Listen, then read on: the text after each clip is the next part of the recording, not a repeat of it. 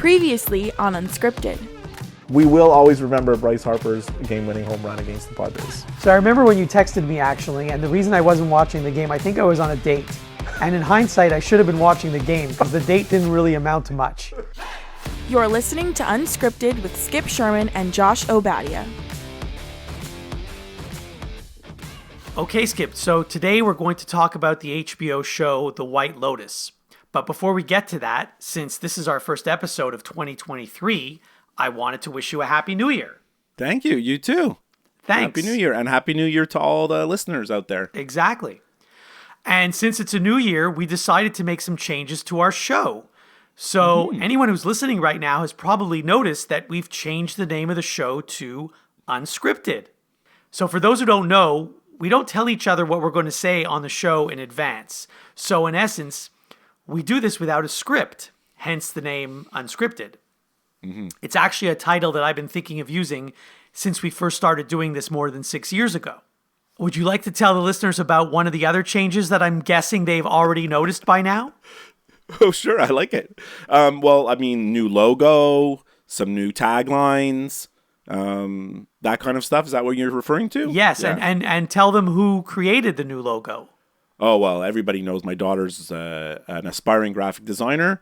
So we thank her for all her hard work. And she's also the voice you hear in the podcast sometimes, giving the numbers and, telling everybody how to reach us, in case people are wondering, who is that voice? That is my daughter.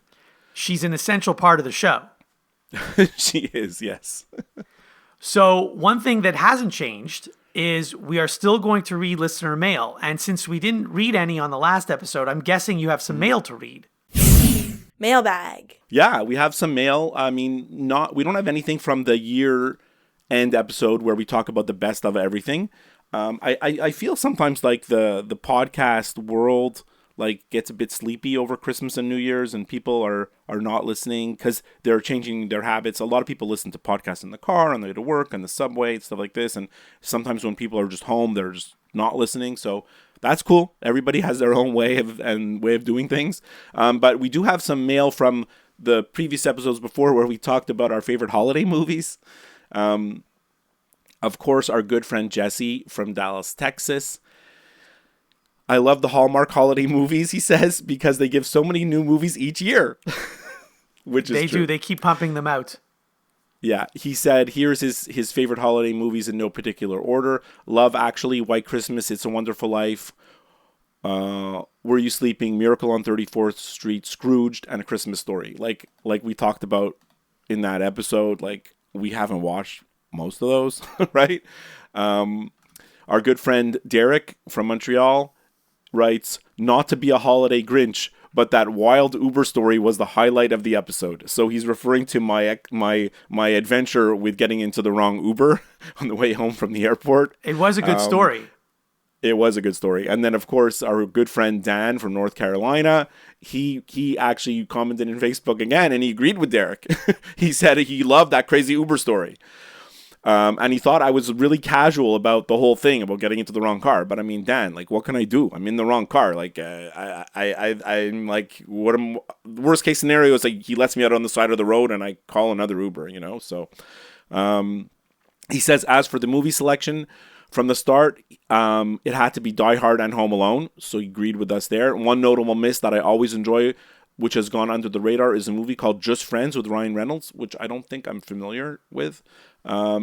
Anyways, he said, I just wanted to thank you guys for great work. Thoroughly enjoy the podcast and wishing you and your listeners a happy holidays and a happy 2023. So thank you so much for that, Dan.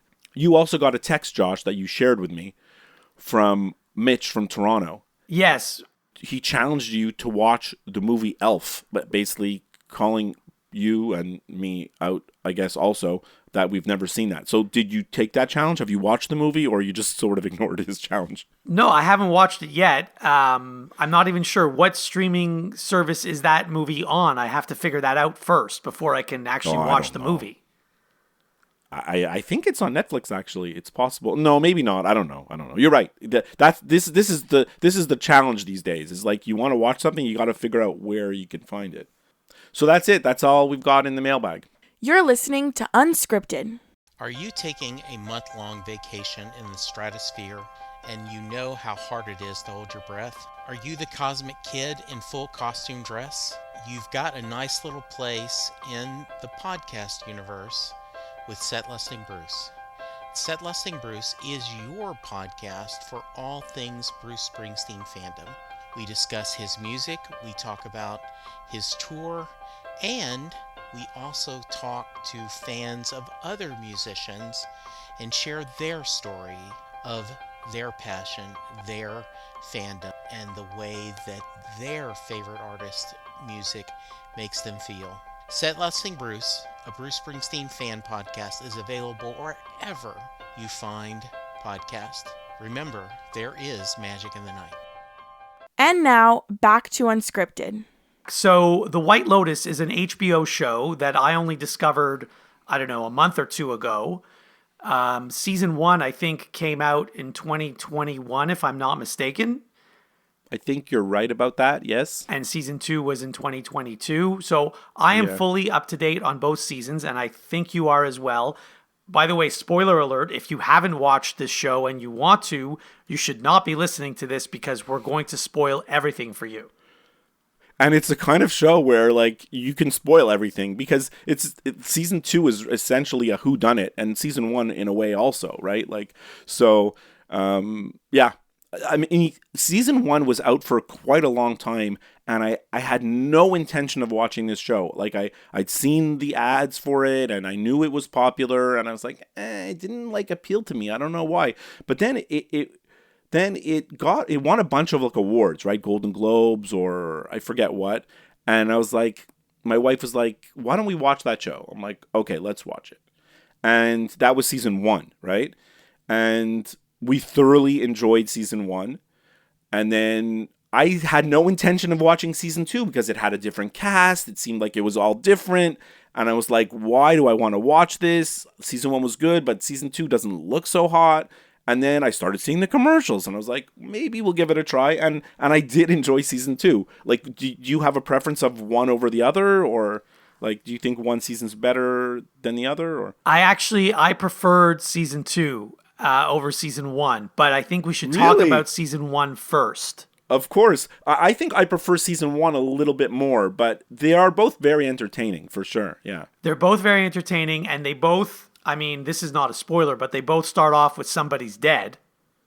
Yeah. Well, season 2 really is explicitly like right away someone's like, you're like, someone's dead. There's a body in the water, and they actually refer to other dead bodies, which we find out later what that's all about.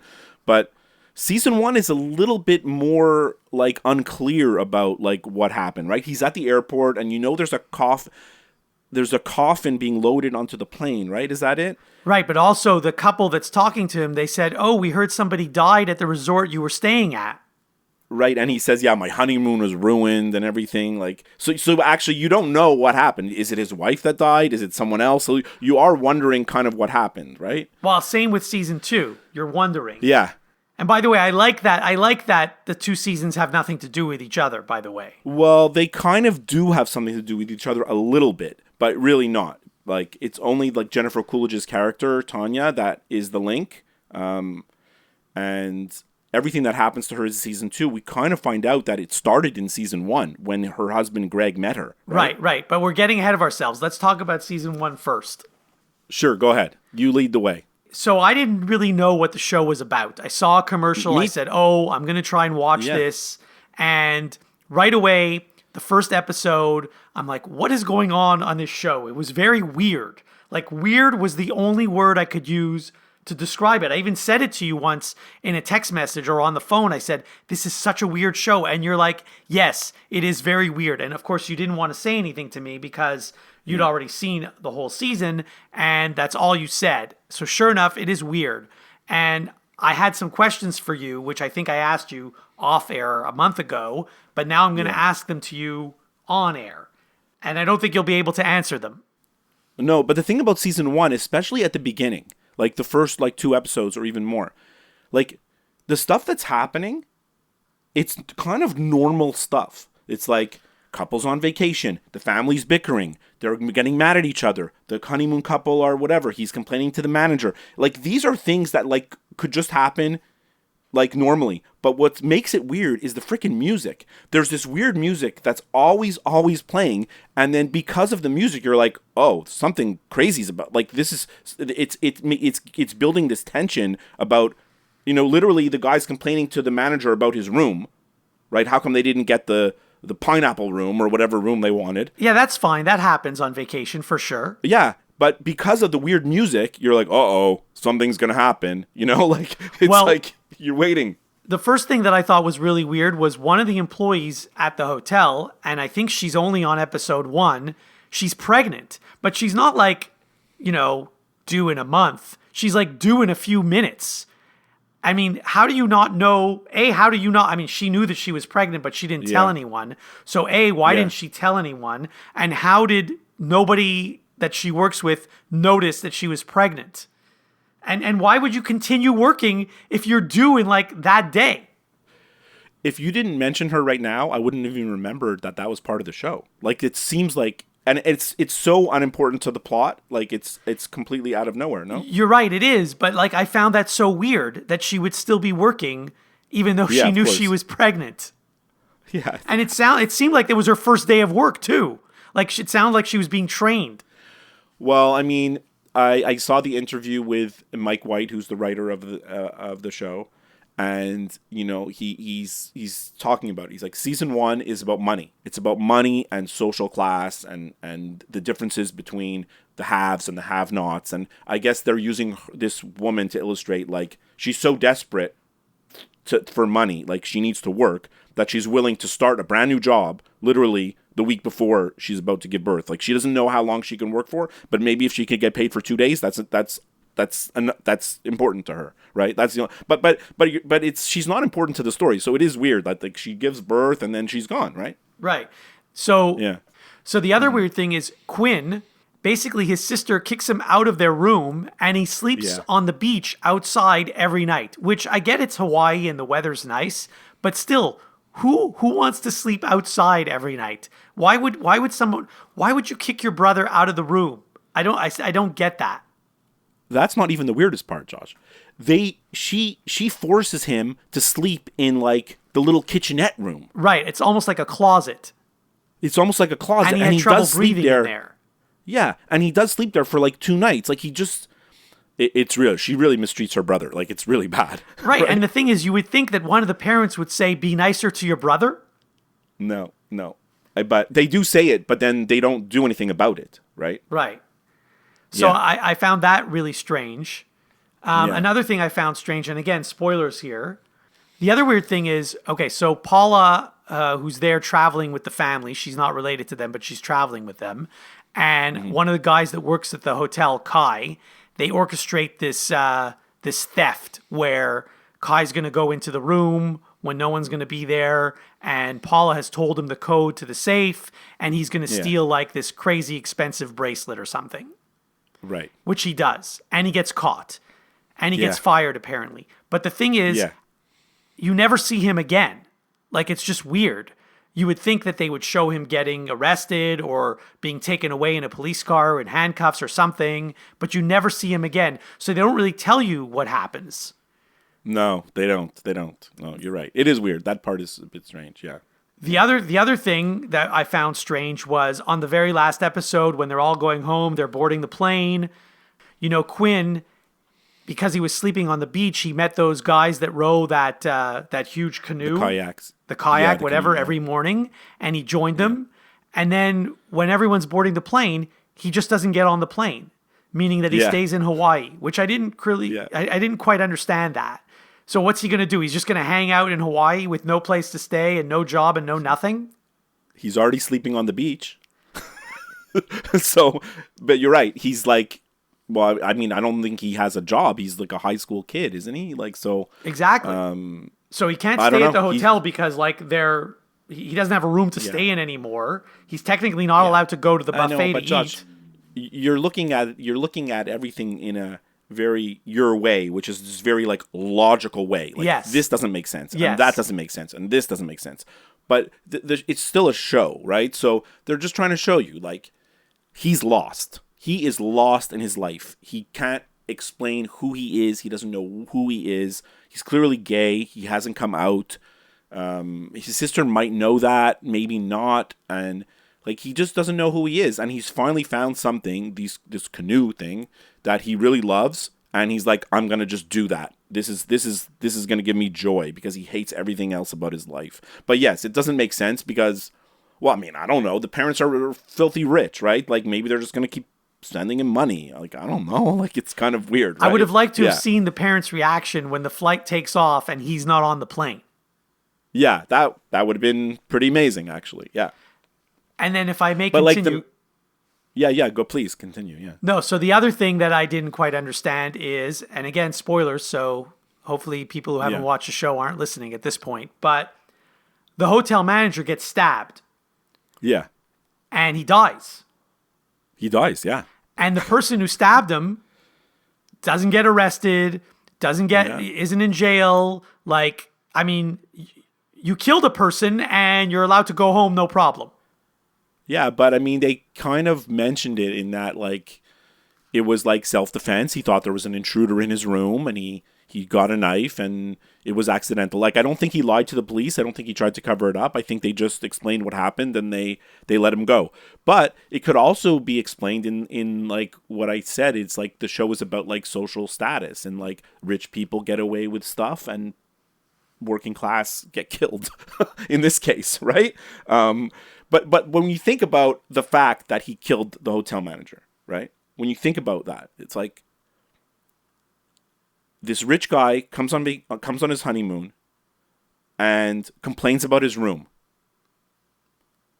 And in the fact that he complained about his room turns like that hotel manager into like descends that hotel manager into this drug-induced homosexual sex spiral that eventually gets him killed. Like it's absolutely crazy. Like when you think about it, complain about your room and then the guy ends up dead. Like there's a million things that happen in between, but that's what happens. I didn't even mention that the hotel manager took a dump in his luggage. Well, that's like even crazier, that is so right? weird. That's just so weird. Like everything that the hotel manager was just like, obviously they explained to you that he's like a recovering addict and everything. And then just through like all these weird circumstances, he complains about his room. He's getting under his skin. He's worried he's going to get fired. And then he finds the pills from the daughter Olivia and Paula, her friend. Like they have this bag of pills, right? And like then he starts taking the pills, and the pills leads to something else, and then it's like the one thing leads to the next, and then the next thing you know, he takes a dump in his luggage and he gets stabbed. Like it's just nuts. But that's what was kind of entertaining about the show is like you really had no idea where the hell this show was going, right? Like where the hell was it going? You never knew. You never knew until the last episode. You never knew, which is what's great about the show. Yeah. I do have another question for you. So Yeah. the newlyweds, Shane and Rachel. Yeah. So Rachel, all throughout the week, she's like, I think I made a mistake. I shouldn't have married this guy. Yeah. She even calls her mom to Yeah. talk about it. And then on the last night, she literally goes and gets her own room. Like she doesn't even want to be in the same room as her husband. And yet, But at the end, she goes back with him. And yet, at the airport, you see them together, getting on the flight together, as if everything's fine. It was inconsistent. But like we don't know what happened after. Maybe she felt so bad for him about the stabbing. But like it reminds me a lot, and I don't know if you want to lead into season 2. In a way, she reminds me a little bit of Daphne from season 2, you know, the wife of the really rich guy, the blonde-haired girl. So in a way, she reminds me of Daphne in that, like, she had to make a decision. Like, is this going to be my life? Like, do I want to have this life A, where I'm a struggling journalist and maybe I'm going to be fulfilled in my job and maybe I'll find another husband who loves me and everything? Or do I want to have life B, which is like a husband who really does love me and I do have feelings for him and I'm going to be filthy rich, but maybe the rest of my life is going to be unfulfilled, but I'm still going to be filthy rich. Right? Like, right? Like that. And that's the exactly decision that Daphne made in season 2. Like, that's her life, right? She is miserable with her husband. She hates him in a way, but she's like, he gives me everything I want. Every time he does something stupid, I'm gonna get something what I want. That's what she outwardly tells the other people, like her, what's her name, Harper. So it's kind of comment on. I mean, the show is smart, and it's commenting on society and people and choices we make, I guess. So one other thing that I forgot to mention about season 1 that I found strange. Yeah. Now you have a family and you've gone on vacation with your family. Yeah. Yeah. So I'm going to guess that in all the vacations you've taken with your family, they talked about no, hold on. Oh. So Quinn loses his phone and he says he needs a new phone. This is before he discovers the rowers. Yeah. He loses his phone. He says he needs a new phone. And then they ask him, why do you need a new phone? And I think he says out loud in front of his entire family, because I need something to watch porn. Yeah. I'm pretty sure It's your not kids have just- never said those words to you. It's not just that thing, because he says it, and he literally does it. They catch him. I mean, that's what he wants the phone for. But the conversations that they have, the things that Olivia, the daughter, and Paula say to each other, but also say to their parents, like it's the conversations are explicit in this, not with swear words and stuff, but it's in such uncomfortable, weird conversations that I don't think really could ever really happen. Like, honestly. Right. At one point, Olivia says to her parents, I don't want Quinn sleeping in the room because he's going to jerk off in front of us. Yeah, he's to Paula, like that he likes Paula, right? Right. Like that's what like it's crazy the stuff that they say. And my wife was like, these girls are so awful. Like, she's like, they are so awful, And she goes, how could they be like this? And then I said, now this is going to sound really bad, and then let me just bear with me. But I told her, because they're so influenced by like everything that they hear, right? So it's like, oh, you shouldn't do that because I forget what it is, but like these people are marginalized. So there's like the cause of the week or the cause of the month, like you shouldn't say bad things against gay people or trans people, or there's always like this social awareness. Like they have this big social awareness, but it's like, so I was explaining to my wife, I was like, these girls, I said, our daughter is like these girls, but like to the 1 millionth, like they are a million times like of like magnified, but like I know our daughter, like she was like, we shouldn't eat this because it's no good for the environment. We shouldn't do this because it's not fair to these people. Or like she knows about causes because of stuff that she sees online. And that's the same thing with these girls, right? But like they take it like to the max, right? Like I'm not saying my daughter's anything like these girls, but it's just showing like young people are so influenced and they want to outwardly say like, oh, this is important to me. And they're talking about like the fact that like social classes, like the African Americans have been marginalized all these years, and poor people, and they're asking like wealth and economic status. They're talking about all these big topics, right? And the girls are like basically saying how so many things in life are unfair. They're unfair for so many people. There's so many people that are unfair. But you know what? In the end, these two girls that are complaining about how stuff is so unfair to people are more than happy to go on this extravagant Hawaiian vacation, all paid for, and have their phone and have all this wealth all around them, So it's the most hypocritical thing in the world, It's like the show is brilliant in that way, I don't know if any of that made sense. No, it made sense. Anyways. And I thought of something else that I found really strange. So the dad, Mark, he's waiting for these test results from the doctor because he might have cancer. The show is shocking, Josh. The show is shocking. You see his stuff. Right, exactly. He just shows it to everybody, which is so weird. But the other thing that was weird was the rest of his family didn't seem to care that he's waiting for these test results. So like he's so relieved when he hears that he's not going to die, and the rest of the family's like, oh, congratulations, let's go have breakfast. Like as if it didn't matter. Let's go do our scuba lesson. Yeah, it is a little bit strange. Yeah, I mean that's the show. I mean it's strange, right?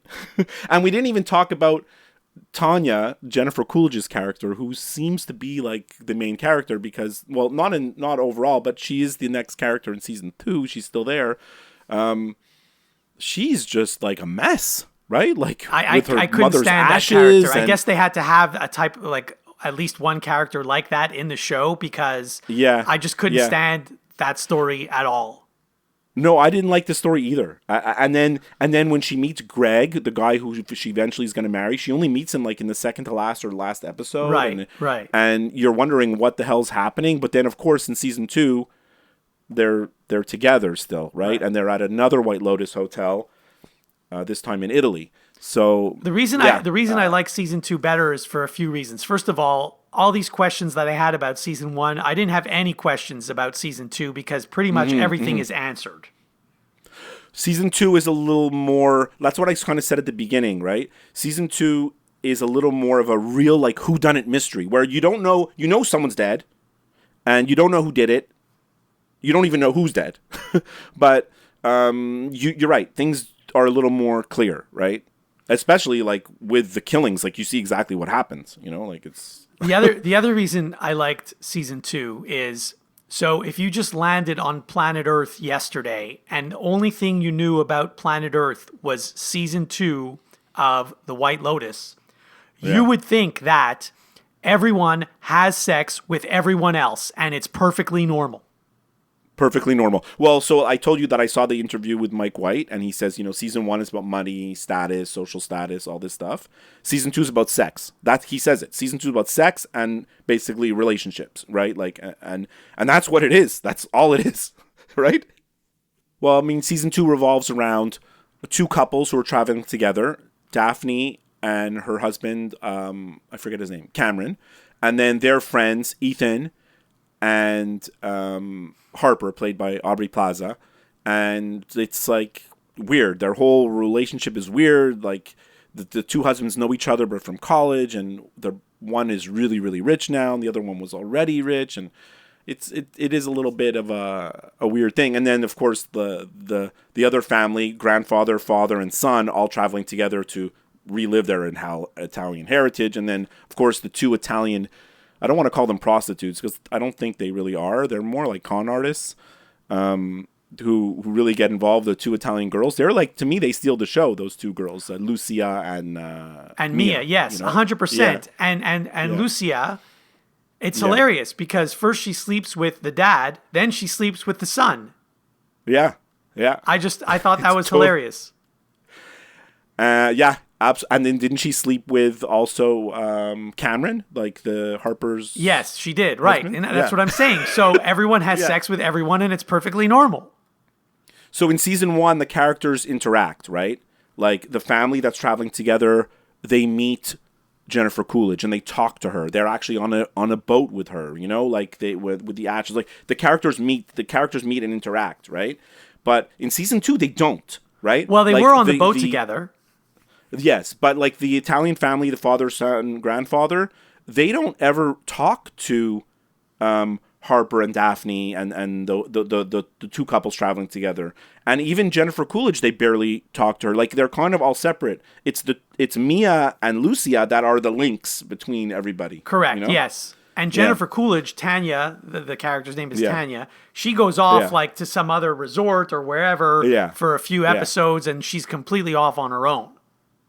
So, like, I mean, spoilers. Like we said, there's going to be spoilers. So, Tanya, Jennifer Coolidge, is the one who dies at the end. Right. But before, she figures out that these guys are actually trying to kill her because they're working with her husband Greg to kill her so he can get all her money. But she kills all of them, and then she dies because she can't get off the ship, and she ends up falling and hitting her head. It's not funny because it's kind of crazy. That was shocking to see when she fell. But this is what I didn't understand. You said you understood everything. There's one part that was so inconsistent I can't really get past it. So they bring her out to the gays. She calls them the gays, right? They bring her out to this big villa where they live, right? And they have this huge party, and they set her up with the guy who eventually is supposed to kill her the next day. Yeah. To have sex with her and to give her a good time. But like, why did they do all that? Why didn't they just kill her there? Because I think they first of all they had to like earn her trust, right? And they had to make it, so that she had no clue that they were involved with her husband. until she saw a photo of her husband in the room. I know, but the hitman is literally having sex with her. He could have killed her at any moment. Like, why wait to come back on the boat to kill her? Because later. they wanted to make sure, I think, where they could get rid of the body where it wouldn't be found in the middle of the ocean. Or maybe to look like an accident. Yeah, okay, I guess. I guess Right? you're I mean, right. Anyways, I just thought it, yeah. But what I thought was brilliant about season 2 was her assistant, Portia. Oh, I was just going to ask you, what do you think about Portia? She also stole the show. Portia ends up with Jack, and they make it seem so natural, like, oh, why don't you hang out with my nephew? You're roughly the same age, whatever. And of course, Portia's into it because she just wants to get away from her boss.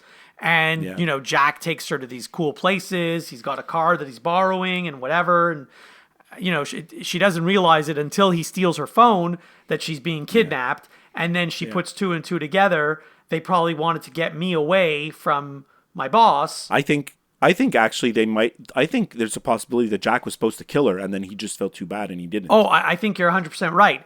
The other thing was, I don't know if you recall, in episode 1, Tanya's husband Greg, when he realizes that she brought her assistant along, he's like, "Why did you bring her? I don't want her here. Get rid of her." And so now I know why he said that, because he didn't want someone helping out. Right? And he had this whole plan. He already had this whole plan ready for them to take her to this other villa. And he didn't realize that Portia, the assistant, would be there too. So now he has to figure out a way to get rid of Portia. And that's where Jack comes in. Right. They had everything planned out. And now Portia is like a complication that they didn't really think about how to deal with. Right. Portia actually survives. And I think she figured out what happened. She called, they talk about it, and they say they're trying to kill you, right? Like, she tells her boss they're trying to kill you, right? They know. So she could go to the authorities and say, hey, I know what happened. Well, she wasn't there, so she didn't see it with her own eyes. But, I can tell you what happened. She probably could, but maybe she just gets on the doesn't plane want and to, goes home. Yeah. And not only does she get on the plane and go home, but, it's so sad because she met Albie, the son of the exactly father of the Italian family that wants to find their heritage. So she meets Albie, and he's such a nice guy, right? He's such a nice guy, and she likes him, but not so much. And then the thing is, she just doesn't want to be with a nice guy, right? Mm-hmm. So then when she meets Jack, he's all dangerous and everything, and you see how that goes because he was going to kill her. And then she re-meets Albie at the airport. Right. And Albie was hanging out with Lucia. Yeah. And he thought that Lucia actually him. liked him, but he realizes that, she was just conning him too. Yeah, I mean, I think Lucia did like him, but she liked his money more. Like, she just wanted his money. Right. Right. My favorite scene, by the way, I have to tell you, my favorite scene of the whole season was when they're all in the bar, and I think it's like episode 4 or something. And so this is the first time that Portia is making out with Jack at the bar, and Lucia is with Albie also at the bar, and she can tell that Albie's upset that Portia's kissing some other guy. So Lucia says they try to make each other. Yeah. Lucia says, "Don't let them win," and she starts kissing him. Yeah. So at least it was one win for Albie. I was very happy for Albie there. Well, I mean, but the thing is, when Albie and Portia meet at the airport, it's like, poor Portia, she realizes, oh, I'm so stupid. I had this great guy right in front of me who was into me, and I blew him off just because I was dumb. And she kind of wishes she had just stuck with him, and maybe all this wouldn't have happened, So, yeah, it's kind of sad in that way. Yeah. The best scene and the funniest scene, anyways, was when Mia is trying to seduce the piano singer. Yeah. And she says, "I'll sleep with you if you introduce me to your record company contacts." Right. But then of course, he can't get it up, so she goes to find her friend to find the Viagra because she knows she has a stash of pills. And then she's in the ocean, she's screaming to her, "Which one is the Viagra?" But in Italian, which one is the Viagra? And she can't hear her, right? She can't hear her. So then she's just like, okay, whatever. And then she just gives him another pill and it almost kills him. Two pills, actually. One of them Yeah, but might have been it's obvious- Viagra, but I don't know what the other one was. No, so he almost dies. I just thought like Mia and Lucia were like they were great. Like they were to me they were kind of the stars. And like I said, Portia was very charming. To watch on screen, and Tanya was still so annoying. Do you think, like, this is what my wife asked me when I told her we were doing the White Lotus today. She's like, do you think Tanya deserved to die? I'm like, well, no one deserves to die, but She didn't deserve to die, but the thing is, I'm watching her trying to get off the boat, and the thing is, the guy was able to. The guy got on the boat. He was able to get on the boat, so there must have been some sort of ladder. So, Yes, I mean, I thank get it. you. It's dark and you've never done this before, and she's wearing high heels, Yes. which is a huge mistake in the first place. But Yeah. it's like, really? That's what you thought of doing? Anyway.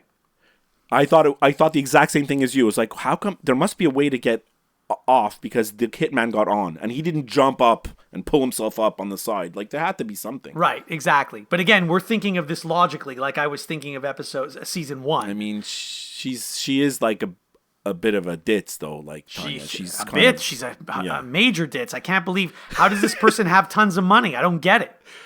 Well, I think it was an inheritance, right? Like, but then when you realize that Greg is the gay boyfriend of the guy who's wants to kill Tanya, like, right? Because I didn't realize he was a boyfriend. I knew he's a friend, but I didn't know he's a boyfriend.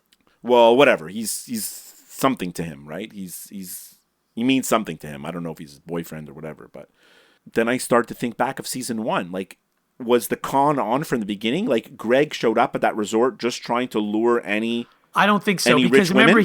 he was they met by accident. Like he thought he was in his room or going to his room, but he was going to the wrong room and his key wasn't working. I don't think it but I don't think it was intentional. Okay. I'm not 100% sure, but we'll never know. I mean, I don't think. Well, obviously, the Tanya story's over, right? Like, it's over. That's 'Cause the other they're thing. talking So when about- Greg leaves, like you never see him again. You never hear from him again. Like they do this a lot on Never. this show where there's a character that's introduced and then they Yeah. leave and you never hear from them again. It happens in season 1 and in season 2. It's true. Greg leaves, and then that's it. It's like it's over. Like, yeah. But the thing that I felt so bad for Tanya is she's literally like about to get killed. She knows they're coming to kill her, right? For her money, like whatever. But the only thing on her mind, it's not her money, whatever. Like she says, I forgot. I think she says it to the main guy, like the main rich guy who kind of kidnapped her. You know, she's like, "Is Greg cheating on me?" Like that's her main concern. Like, is he cheating? Yeah, on she's her? clueless. Yeah, but like maybe he is, maybe he isn't. But like these guys are about, they want you dead. You know, whether your husband is cheating on you or not, he still wants you dead. So that should be the main concern. Do you remember the scene where she wants to have this a tarot card reader Giving her- that's crazy. and the tarot card reader was telling her like accurate information Yeah. and she was just ignoring it. Yeah, it's so bizarre. She's so weird, Tanya. She's like, she just wants to know, like, she wants someone to tell her what's gonna happen or what to do. Like she's like she's really lost, you know? She needs someone to tell her like it's gonna be okay or what's gonna happen or I felt so bad for Portia because imagine she's your boss. Yes. I was very happy to see his name is Bert on the show. He used to be in Homeland. Yeah, F. Murray Abraham, Yes, the actor. yes. Yeah. I was very happy Yeah. to see him. Yeah, I mean, he was good. Like and also like the explicit language from season 1 that I talked to you, they talk about all kinds of stuff, and the topics are so like taboo. These topics that they just talk out of the open. He continued that trend because he was basically saying men do this, women are for this, and this is why men sleep with women, and this is like, and he's talking about how he could still have sex even though he's 80 years old. Like he's talking about stuff like just like right out in the open to his grandson right there. Like, Yeah, oh my because, God, it was you know, crazy. older people, and I'm not gonna, you know, I'm not an ageist, but older people, like, they say things that are so Yeah. politically incorrect, and I don't even yeah. think they realize that what they're saying is What they're- completely wrong. That's possible, yeah. So you did like season 2 better, you said. I did like season 2 better, yes. And then I think I liked season 1 better, but that's not to say like I still really like season 2. Let me ask you a question. Yeah. About season 2. The two couples, Daphne and Cameron, and then Ethan and Harper, right? So, like, Harper is so obsessed with knowing, like, thinking that Ethan cheated on her with, like, the prostitutes. Right. And then she kind of wants to get back at him, and she just wants to know what's happened, even though he told her nothing happened, which we kind of know nothing happened. Right. Ethan comes to the door, and the door's locked. Yes. And then he comes in, and then the adjoining room door is open. Yeah. And he has his fantasy in his head about what happened. Yes. He pictures that Cameron and his wife, Harper, were having sex, but, like, she said, like... Well, they at she least says made no. out. Like, do you think they had sex, or do you think they really just made out? I think they were going to, but they didn't have time. Like, they were going to do it. I think you're right. If he didn't walk in when he did, then they would have done it. Yes. Yeah, I think what he saw in his imagination of, like, them, like, her being all disheveled and getting redressed and whatever, I think that is what happened. Yeah, I think you're right. Yeah. And then I'll ask you a question. I think it was the last episode where Ethan sees Daphne on the beach, and then she's like, "Oh, I wanted to go to that island all week long, and I haven't had a chance. Why don't we go?" And so they go together. And they walk there together. Just the two of them. And this was right after Daphne says to Ethan, "You got to do what you got to do to make yourself happy." Because he had just said to her, I think my wife and your husband slept together. Yeah. She didn't seem to care that too much about that. No, she doesn't care at all. Like, she's going to do whatever makes herself happy. So when they went to that island together, I have a feeling something happened. I don't think they did, because I don't think she was really that interested in Ethan. But you never know. I don't know. Daphne is an interesting character. Like, I told my wife that I really, really like Daphne. Mm-hmm. And she was a bit surprised. And I'm like, no, I think she's like, she's like genuinely herself. Like, she knows who she is. She knows what her life is. And she's doing what she wants all the time, basically. The trailer that they show, it's still on TV now. They show you a bunch of stuff, and then she's like, "This place is so good, you're gonna die. They're gonna have to drag you out of here." Like, when she says that, it's so perfect. It's such a great little commercial for the show. Italy's just so romantic. You're gonna die. They're gonna have to drag you out of here. And that takes place literally the first scene of the show. She's on the beach. She meets some new couple that we never see. It's their first day, and she's telling them how great it is. And she goes, "I'm going to go for one last swim." And then that's, whatever. That's when they discover the bodies. Oh, yes, I remember now. Yeah. You're listening to Unscripted. Do you know John Hyatt songs? Maybe you know them from being covered by Roseanne Cash, Three Dog Night, the Neville Brothers, Emmylou Harris, Eric Clapton, B.B. King, Jeff Healey, Bonnie Raitt, or literally hundreds of others. Maybe you have some of his albums on your shelf, or in your cow-horned Cadillac right now. I'm Jesse Jackson. And I'm Sylvan Groff. And we're going to dive in from A to Z. Join us on the Perfectly Good podcast. We're going to discuss all of your favorites and uncover some forgotten gems, from Aces Up Your Sleeve to Zero House. Rate and debate every John Hyatt song on the Perfectly Good podcast. Have a little faith. Unscripted with Skip and Josh is available wherever you listen to podcasts. If you listen to the show through Apple Podcasts, please leave a review. To interact with the show, send an email to skipandjoshshow@gmail.com. Follow the show on Twitter and go to Facebook to like the show page. And now, some final thoughts from the guys. So you see commercials on TV for cars, right? Like, yes, I do. Yeah. Toyota, Subaru, Ford, Honda, whatever. And if you go outside of your house and you drive on the highway, you're going to see billboards, ads for cars and stuff. Yes, right? yes. I went to a car dealership this week. Right? My condolences to you. I went to the salesperson. I said, "I need a new car." He says, "We have no cars." That's like going to a gas station and they have no gas. Yeah. I'm like, "No, I'm not talking about this particular model." I'm like, "Do you have something else, or do you have this?" He's like, "We have no cars.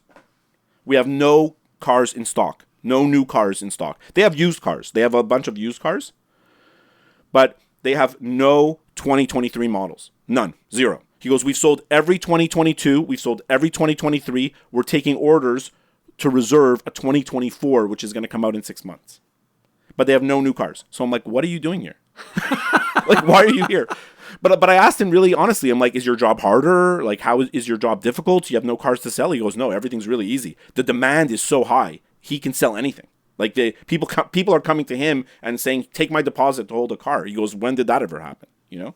So I just thought the whole experience this week looking for a car is nuts. You know, right now, a used car is more expensive than a new car.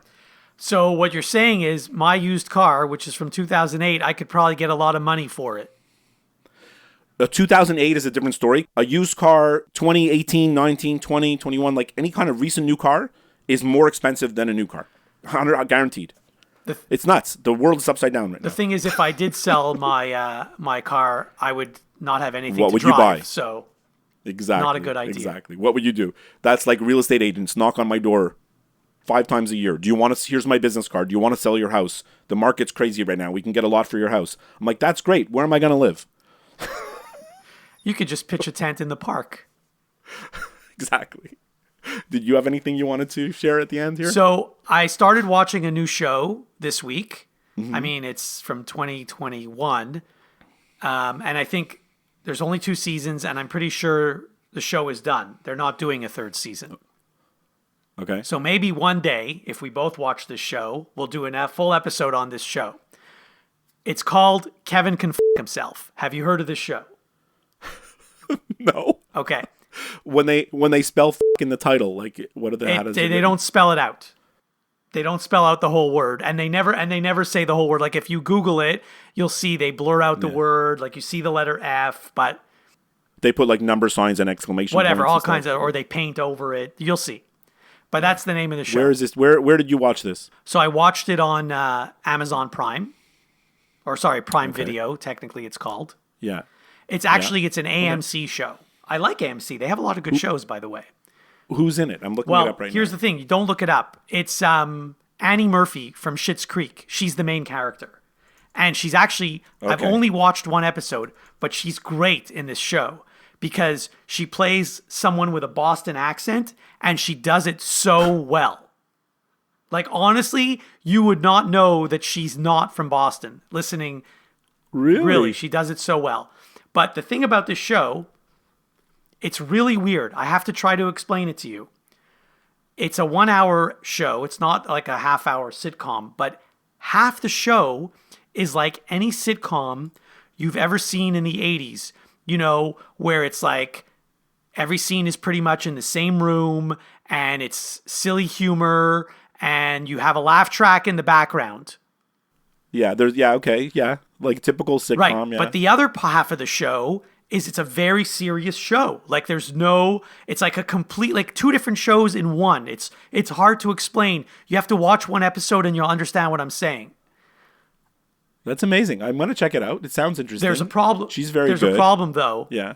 That I discovered after watching episode 1. If you want to watch any other episode, you need to subscribe to AMC in order to watch the rest. Oh, well, that's bogus. So how did you watch it? Well, episode 1, anyone can watch. It's sort of free. You know, they want to give you a teaser. I know, but you said you watched all of it. No, I only watched 1 episode. Oh, okay. You only watched 1 episode, but it piqued your interest enough that you might want to try to figure out how to watch it? Yes. And the thing is, like, there are ways to get AMC free for 30 days. So I'm pretty sure I can watch the full 2 seasons in 30 days. So I may end up doing that. That's wild. Okay. Well, maybe I'll check it out. All right. Well, White Lotus, thanks for talking about that. I'm glad you suggested it as a topic. We'll look forward to season 3. They've confirmed there's going to be a season 3. We don't know where it's going to be, what it's going to be, anything. But I mean, there's already rumors that they could bring back a character from season 1 or 2 to be in 3. But like, no one knows. Well, they did that from 1 to 2, so I'm assuming they're going to do that from 2 to 3. My concern is like the first 2 seasons were so good that the 3rd season's going to be a letdown.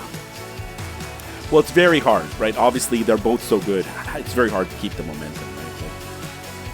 But you know how it is in Hollywood. They keep making something as long as it makes money. Right? Yeah. All right. Well, that was great. I guess I'll speak to you next time. Have a great week.